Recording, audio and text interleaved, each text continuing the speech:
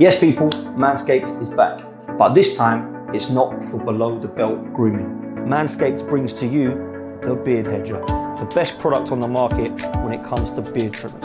The Beard Hedger is unique due to its number of gradient settings. As someone who's purchased this, I won't turn to any other beard trimmer. Check it out for yourself at manscaped.com. And don't forget to use code FTM20 to get 20% off of this product.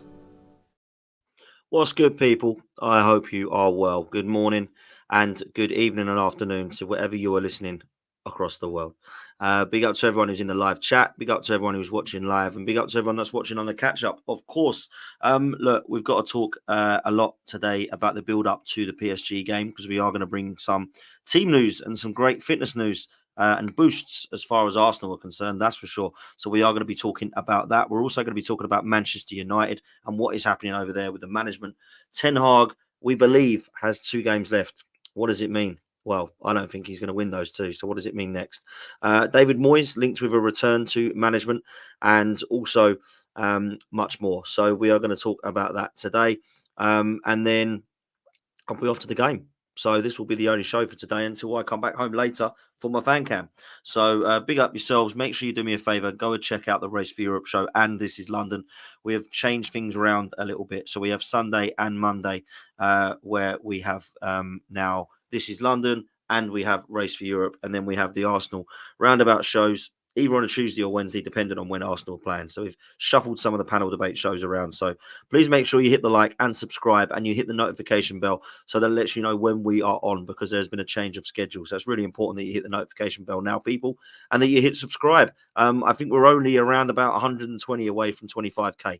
So if you can help me with that this morning by hitting the subscribe button, then that would be fantastic. And make sure you hit the like, because we need to get the likes up. Morning to all of you. You can see Pete in there, MHM, Carol's in there, TM101. We've got Graham in, we've got Vinny in. Big up Manscaped. Yes, big up Manscaped indeed. Make sure you click on the pinned comment. It will take you through to manscaped.com. Go to Beard and Face and select the Beard Hedger and use the code FTM20, and you will be able to get 20% off using that code. So please make sure you do that, people. Christmas is coming, which means that you need to go and get the beard trimmers for either your dad or your brother or your uncle, or even treat yourself. That's what needs to happen. So let's get to it, shall we? We've got a lot to get through, so let's start with the news on Erik ten Hag. Now, it suggested yesterday that he is staying at Manchester United even after that horrendous loss to Spurs, which was an absolutely abysmal performance as far as Manchester United are concerned at Old Trafford with Manchester United's strongest side. 10 Hag players, there's still no system, there's still no understanding of what he's trying to do, and we are into season 3. Yes, he's got 2 trophies, and a lot of teams would have taken Manchester United's last 2 seasons because of their trophies, but they certainly wouldn't have taken their league form. It has been terrible. Last season, it was the worst they've had in the league, the worst they've had in the Champions League, the worst start, the worst end in the history of the club, but because he won a trophy, he kept his job. Now, I don't understand why they've still got Ten Hag at Manchester United. He is clearly not the right guy to take them to the league title. Now, it's fine winning a couple of trophies here and there. We did that under Arsene Wenger, so Arsenal know what that's like.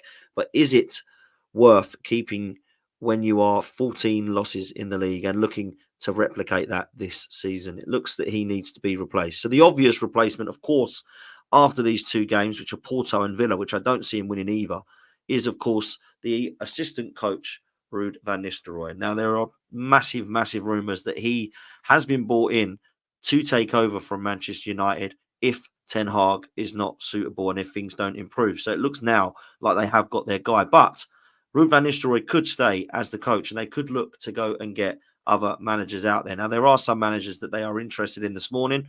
One of them, of course, is Ruud van Nistelrooy. The other, if they were to look outside of their current coaching staff, because that would really look like an Ole Gunnar Solskjaer type signing, wouldn't it? The other guy that everyone's talking about is Gareth Southgate, the ex-England manager who currently is unemployed. Manchester United fans that I speak to want to stay clear, and they have said if he gets the job, they 100% will just go and find another team. Now, that's a little bit harsh on Gareth Southgate, who's not an absolute monster of a manager, but certainly they could do a hell of a lot better. Gareth Southgate has a clear style of play, something Ten Hag does not have, but it's not exactly the most attractive style of play. It will win Man United games, I'm sure, but it won't take them to the title. They want a manager that has a CV that says to them, "I win things," and everything that Gareth Southgate has been without winning a trophy. So you need to look at the players, managers in this sport that are at the elite level, and he's not. So I can understand why Man United don't want him, right? But this would be phenomenal signing. If they was to go and get Simone Inzaghi from Inter Milan, that would be the sort of manager that would make sense to me. Diego Simeone, Carlo Ancelotti, Simone Inzaghi, those are the type of managers that I think Manchester United need now. They've got a group of squad of players. I don't think they're all good enough, but I think they're definitely good enough to be competing for a top 5, top 4 if they were to get the right manager behind them. That for me is what they need right now. So look, I think he would be a perfect candidate. They are saying, however, last night on Monday Night Football that Graham Potter was actually interviewed and thought about for the job. And he basically hinted that, yeah, Man United were after me. It looks like it's just a scattergun approach. And at the moment, there really isn't managers out there that you look at and think, wow, he's the clear example of what we need. He's the one that we want. It really is crazy. So look, we're in a position now where Manchester United are going to have to. They got themselves in a mess. Basically, they know they should have got rid of Ten Hag. They know they've been trying to replace him for the first day of the season, and now they've found themselves in a bit of an emergency crisis where they're going to have to try and pull the plug now. And I hope they go and get Southgate. It'd be absolutely hilarious, wouldn't it, to see Manchester United say, "We're getting rid of Ten Hag. We're going to go and get Southgate." It is mad. It really is crazy. So let's see what happens there. Somebody who looks like they will return to management is David Moyes. Where is he going to go, though? He wants to return. He doesn't want to hang up his boots. He doesn't want to retire. There was reports and rumours that he was going to be taking a bit of a break. But Everton and a return is on the cards. Now I know that they've beaten Crystal Palace and Sean Dyche was given the next couple of games to prove that he is the right guy. And I think if you're going to be asking a manager to come in at Everton and keep them up, then it is Sean Dyche. If you want someone to take them forward, then I don't think it is Sean Dyche. David Moyes, let's be real, has been underrated in the Premier League, taking Everton to the Champions League and West Ham to the Europa League. The style of play is not always attractive, but he is an underrated manager for a team of that level. I wouldn't want him anywhere near Arsenal. I don't think he'd get anywhere near City, Liverpool, or Chelsea, but he 100% could get a job from the clubs West Ham downwards, basically. And I think that if there was a team that would sack their manager, David Moyes is one of the first names they would bring in because they know and have seen what he's done in the past. A return to Everton would be a good thing for David Moyes. He knows how to get results and he knows how to get teams up the table. Whether you want him to be the guy to take you forward to win you trophies when you get to, I don't know, let's say competing in Europe like West Ham were, then of course you have question marks. Something you shouldn't do, though, is hire Lopetegui ahead of him because West Ham are struggling and that was a stupid decision. And apparently there's fallout at West Ham now. Lopetegui and Kudus have had a massive, massive fallout. So hopefully Kudus is available now. That would be good. So let's see what happens with David Moyes. Let's see if he does return. If he does return, I think it would be a really good move for Everton. I actually think Moyes is a much better manager than Sean Dyche. So I can see why Everton would want him. So let's see what happens there. Somebody that is available in the summer, apparently, is Tchouaméni. Now, I'm a huge fan. I've been a massive fan of him for a long, long time. And he's a player that, I would think many teams would be looking at. Real Madrid are open to offers for the French midfielder, who's only 24. Liverpool are the club most interested, and they want to try and seal a deal worth £66 million. Now, that would be an absolute steal, and I think Arsenal should be all over this. With Partey and Jorginho potentially leaving, they need to look at this deal. If it's 66 million, my goodness. Players like Zubamendi, Tchouaméni, Varela, they're going to be available in the summer, I think, and everybody needs a holding midfielder, whether it's Liverpool, whether it's Spurs, whether it's Man United, whether it's Arsenal, whether it's Liverpool. Everybody needs one. So I'll be amazed if he is not wanted by many, many people. Excuse me. So let's see what happens there. Tchouaméni has always been a player that I liked. And with that Real Madrid midfield, it's very, very hard to get consistent game time. When you've got Valverde and you've got Camavinga and you've got Bellingham and you've got players that are coming into the club every summer being signed, it's very difficult, isn't it, to get yourself into that Real Madrid midfield. So Tchouaméni has found that.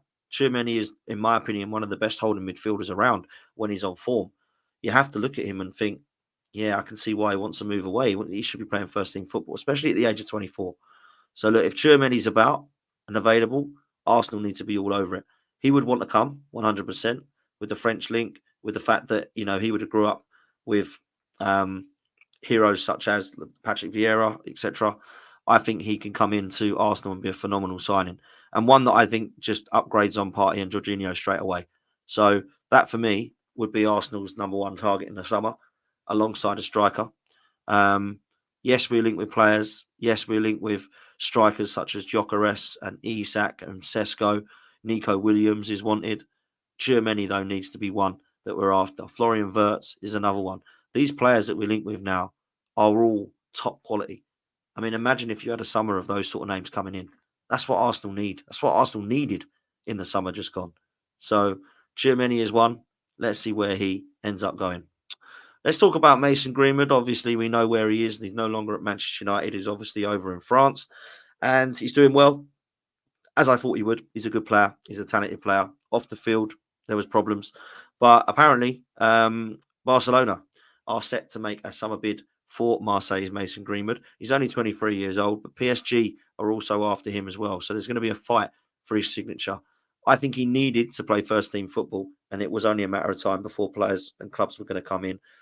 Whether you're a fan of what happened off the field or not, I imagine most people are not. I don't want to talk about the politics of that. He's obviously got his football career back somehow, and he is a talented boy, so he's going to be wanted by clubs, that's for sure. Talking of Barcelona, though, Wojciech Szczesny is currently training with them, which is absolutely mad. They needed a goalkeeper. He's having a medical. He's closing in on coming out of retirement to sign for Barcelona. Now, they've obviously got problems with Ter Stegen. We understand that. But he's only 34, though, Szczesny. Only 34 years old. It's a goalkeeper I would have gone for. I really would have at Arsenal. I actually 100% would have had him back just for a couple of seasons. And then you get your experience. You get someone who knows the place. You get someone who knows what it's like to be a gooner. But it looks like Barcelona are going to bring him back out of retirement for a year. I mean, that is incredible. It's quite a young age for a goalkeeper to retire at 34. I understand that Wojciech Szczesny was playing at Arsenal at like 21, 22. But actually, when you look at it, it's actually quite a young age for him to be retiring. So he's come out of retirement already after a few months, and he's decided that he will continue to play football. And Barcelona look to be the club that he wants. Sticking with Arsenal, I know it's not Arsenal, but it is Wojciech Szczesny.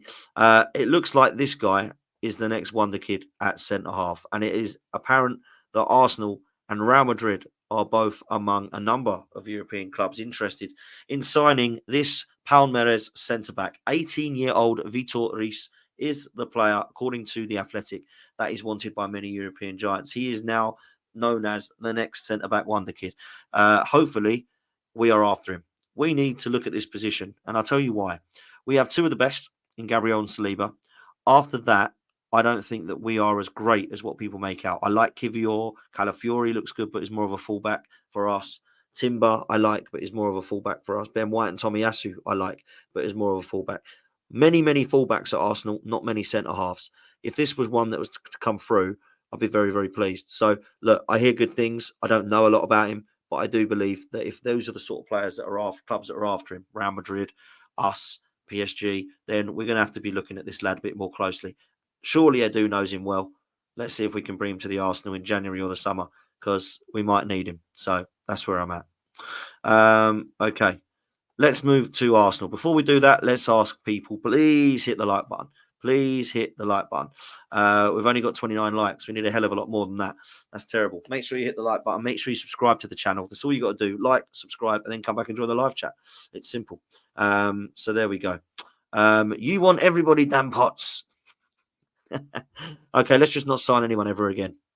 Let's just never sign anyone. What a wally. Suj, hit the likes and subscribe, people. If we're a big club, I go after Zubimendi. We need a 6 and it'll be a statement signing.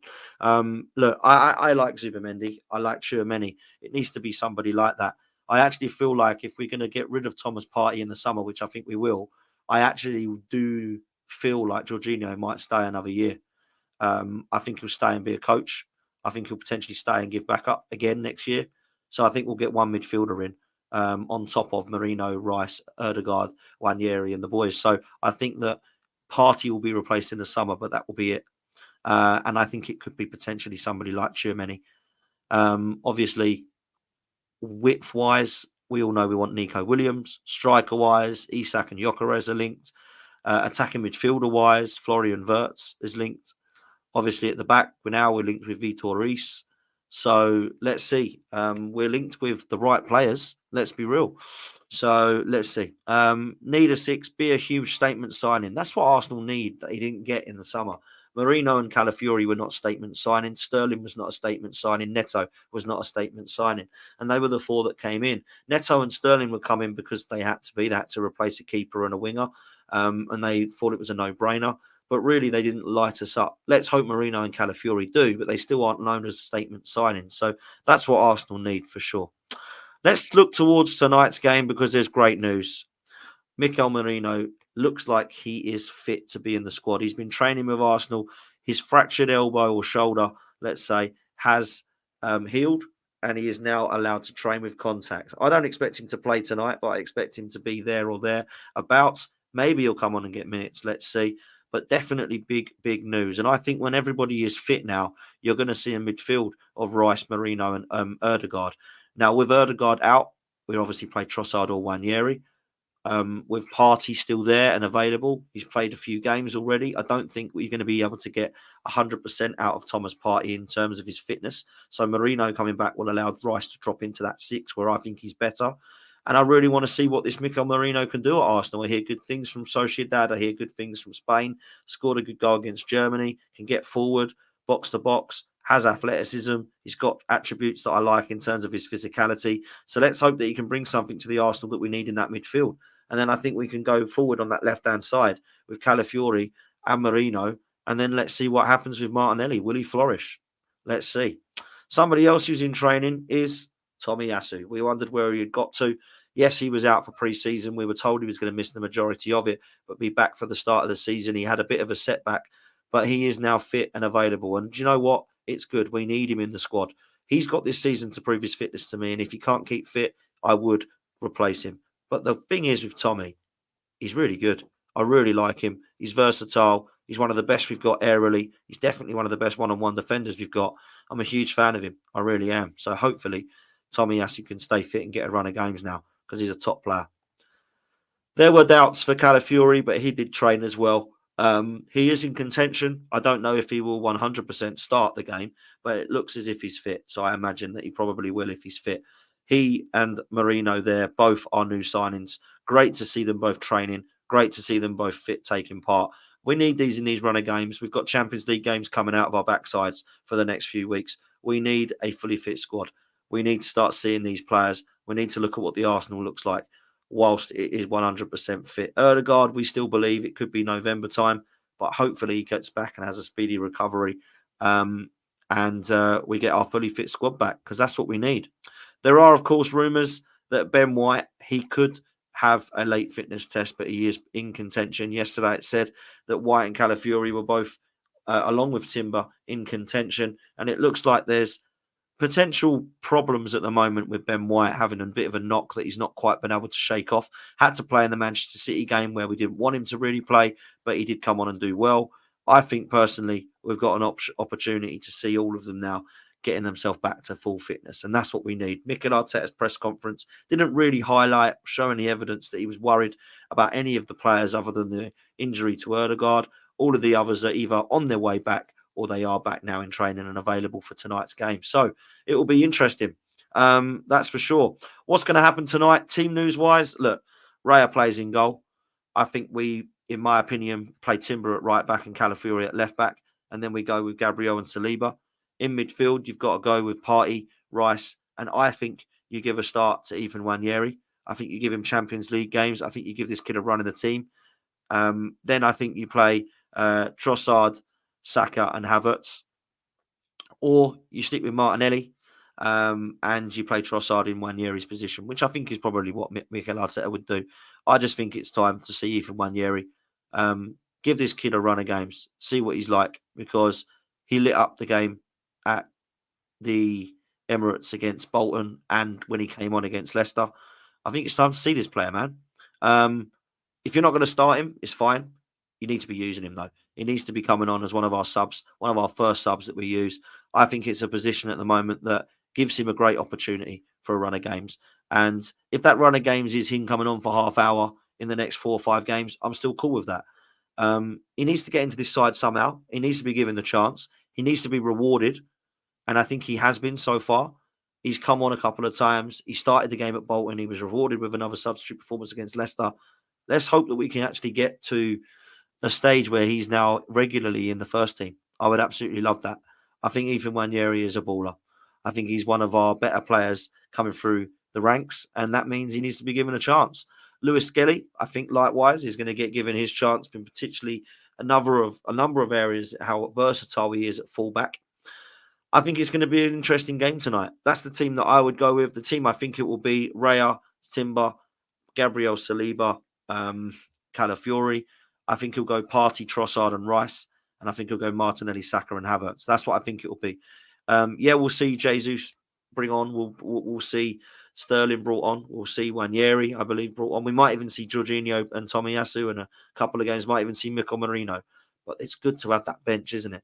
That bench at the moment is looking stronger and stronger as players start to get fit. So, look, with a fully fit squad, we've got a good bench, a really good bench.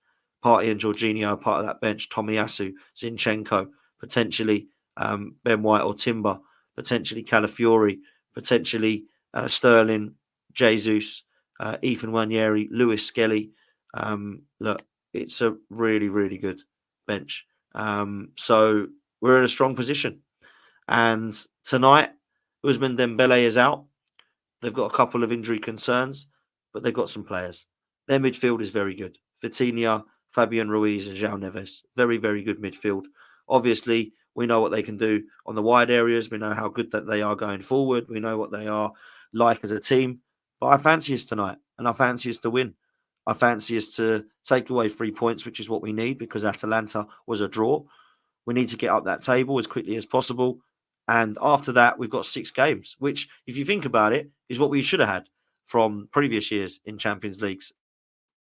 6 group games. Well, now we've got 8. Well, if we get these first 2 over and done with, then let's be real, we've got 2 very hard games out the way first. PSG at Atalanta are very difficult games to play, right? Particularly when you go to Atalanta away. So for me now, I look at it and I think, well, we've got Shakhtar Donetsk at home. We've got Dynamo Zagreb at home. We've got Monaco at home. And we've also got Inter Milan away, Sporting away, Girona away. So, look, difficult games for sure. Difficult games. Girona isn't going to be easy. We know what they're like. Sporting Lisbon, they've got Gyökeres and other players that can hurt us. Inter Milan are going to be very difficult away. But the home games I expect us to win. I expect us to win all 3 of our home games after this. So 4 home game wins, Atalanta draw away. I expect to beat Girona. I expect to beat Sporting Lisbon. And then it's all on what happens with Inter Milan. Hopefully we can afford to draw that and still go through. We only need to get into the top 8. Yeah. If you don't get through in the Champions League in this new format, you don't deserve to be in the competition. So that's the way that I see it. TM101 says, question, would you start Nwaneri tonight? Yeah, I would. I'd give him a run of games now. I think people might think it's harsh on Trossard or harsh on Martinelli if he gets dropped. But look, it's harsh on Nwaneri if he doesn't start to get a run of games, right? He needs to be rewarded. And I think that if you're going to bring him on with half hour, that's great. If you're going to bring him on for 10 minutes, I don't think that's what he needs. I think he needs a run of games. So let's see what he's like. Let's see. And we're in a position where we need to see this kid, in my opinion. So, yeah, that's what we're going with. Sue says his team would be Raya, Timber, Saliba, Gabriel White, Rice, Trossard, Nwaneri, Martinelli, Havertz and Sterling. Listen, I like that. He's made some changes. He might rotate a bit more, but I think he's probably going to go with his strongest team. Potentially, that side you've put out there could be an option for the game against Southampton at the weekend. So we're going to have to rotate now, guys, and start to be quite careful. So let's see. Have you heard of the striker Ekitike? He's gripping up the German league right now. Would love him in January. Yeah. Wasn't he at PSG? I'm sure he was. Let's take a look because I'm sure he was the one that come from Ekitike. Yeah, he's a French footballer, isn't he? 22. He's at Frankfurt at the moment. And he's scoring goals. He's only scored 1 goal in 4. Yeah, he was at PSG. There we go. He's a player that was highly rated, though, for sure. So, look, Arsenal need a striker. And there are options. That is for sure. Look, people, we're going to leave it there. Absolute legends. I'll be back later on this evening. Excuse me. I'll be back later on this evening. with a show after the game. So the minute that I get home, I'll be on here live talking to you guys about the results. So make sure you do me a favor. Hit the like button, hit subscribe, hit the notification bell. Go to manscaped.com using that link. Get yourself the Beard Hedger. The Beard Hedger. It's 20% off.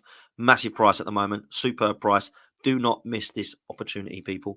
Click on the link. Beard and face. Beard Hedger. Add it to your cart. 20% will have come off. If you get any problems, use the code FTM20. Get yourself a Christmas present. Get yourself beard trimmers. Yes, they're beard trimmers for your face. And go check out their products. Big up to all of you. See you next time. Take it easy. We're out of here and up the Arsenal this evening. Come on, you Gooners. Yes, people, Manscaped is back.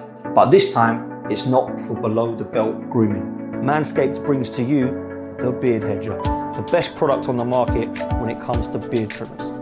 The Beard Hedger is unique due to its number of gradient settings. As someone who's purchased this, I won't turn to any other beard trimmer. Check it out for yourself at manscaped.com. And don't forget to use code FTM20 to get 20% off of this product.